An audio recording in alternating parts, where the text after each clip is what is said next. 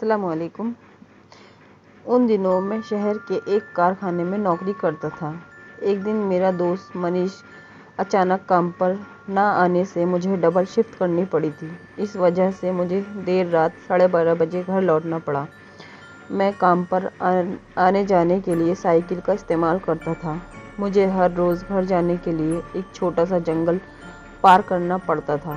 اس رات آسمان میں چمکتے ہوئے پورنیما کے چاند کی روشنی میں آس پاس کی چیزیں ٹھیک ٹھاک دکھ رہی تھیں۔ جب میں جنگل کے راستے سے ہو کر گھر جا رہا تھا تبھی میں نے پیڑ کے نیچے بیٹھے ایک بوڑھے آدمی کو دیکھا۔ مجھے اس پر نظر پڑتے ہی وہ مجھے اپنے پاس بلانے لگا۔ میں نے اس کے پاس جا کر سائیکل کو بریک لگایا۔ وہ مجھ سے بولا، بیٹا تم مجھے گاؤں میں چھوڑ دو گے؟ میں تمہارا بڑا اپکار ہوگا۔ میں نے پوچھا، چاچا آپ اتنی رات گئے اس سنسان جنگل میں کیا کر رہے ہو؟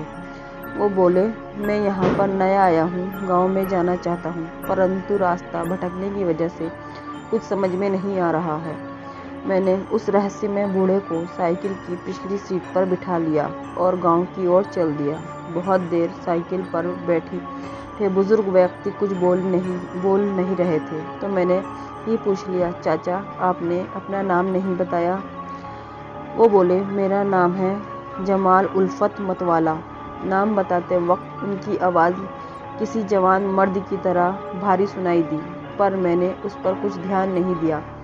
پھر گھر جانے کی جلدی میں نے سائیکل کی رفتار بڑھا دی تھی۔ اچانک مجھے سائیکل کے پیڈل مارنا مشکل ہونے لگا، جیسے ہی سائیکل پر 2 نہیں بلکہ 4 آدمی بیٹھے ہوں۔ اچانک بڑھنے والے وزن کی وجہ سے مجھے تھکاوٹ محسوس ہونے لگی۔ میں بس سائیکل روک ہی رہا تھا، سائیکل پھر سے ہلکی ہو گئی، مانو سائیکل پر موجود سارا وزن ہوا میں اڑ گیا ہو۔ اچانک اتنا ہلکا محسوس ہو رہا تھا، اس لیے میں نے ایک نظر پیچھے مڑ کر چاچا کو دیکھا تو میں چونک گیا، کیونکہ چاچا سائیکل پر نہیں تھے تو اچانک کہاں غائب ہو گئے؟ یہ سوچ کر مجھے ڈر لگنے لگا، کیونکہ اگر وہ کہیں راستے میں یا کسی گڈھے میں گر گئے ہوں گے تو میرے لیے مصیبت ہو جائے گی۔ اس لیے میں نے سائیکل یو ٹرن مار کے گھما لی اور ممکن جگہ دیکھنے لگا، پر مجھے وہ کہیں نہیں دکھے، لیکن واپس آتے مجھ سے دور ہی دکھائی دیے، ایک بڑے سے برگد کے پیڑ کے نیچے۔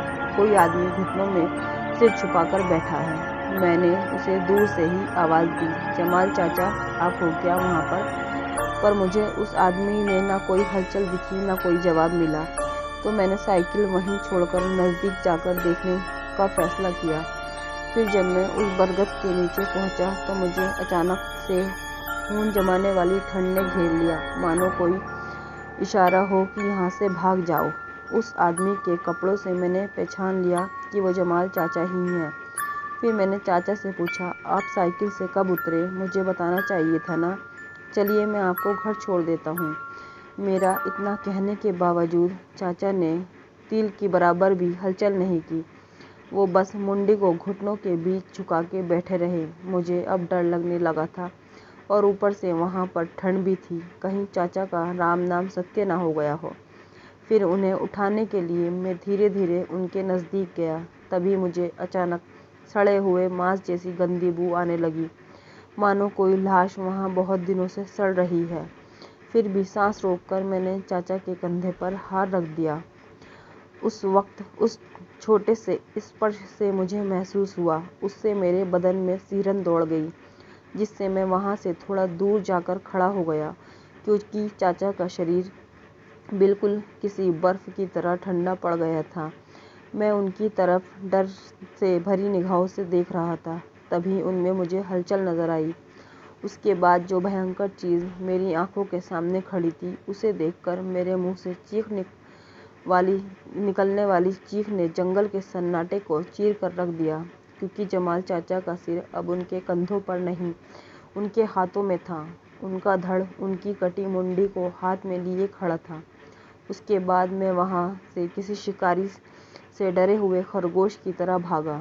پھر وہ پریت بھی میں اپنا کٹا ہوا سر ہاتھ میں لیے میرے پیچھا کرنے لگا۔ میں ترنت سائیکل پر بیٹھا اور پوری جان لگا کے پیڈل مارنے لگا۔ تھوڑی دور سائیکل چلانے کے بعد وہ بھوت بھی نزدیک آ رہا تھا، لیکن وہ رات مانو شیطان کی تھی، اس لیے عین موقع پر ہی میری سائیکل کی چین اتر گئی۔ بس اب مجھے بہت ڈر لگ رہا تھا۔ میں نے سائیکل پہ لٹکایا ہوا میرا ٹفن وہیں چھوڑ دیا اور اپنے پران ایک مٹھی میں سمیٹ کر گاؤں کی اور تیزی سے بھاگا۔ اور جب میں نے گاؤں کے مکھیہ پرویش دوار کے اندر قدم رکھا اور ایک نظر پیچھے دیکھا تو اس شیطانی بلا نے میرا پیچھا کرنا بند کر دیا تھا۔ وہ بھیانک برگد کا خبیث مجھے دیکھتا ہی رہا، کیونکہ گاؤں کے پرویش دوار کے سامنے ہنومان جی کا مندر تھا اور پریت میں اتنی طاقت نہیں تھی کہ وہ وہاں قدم رکھے۔ فرینڈس، آپ کو میری کہانی پسند آئی ہو تو پلیز میرے چینل کو لائک کیجیے، سبسکرائب کیجیے اور کمنٹ کیجیے۔ Thank you. اللہ حافظ۔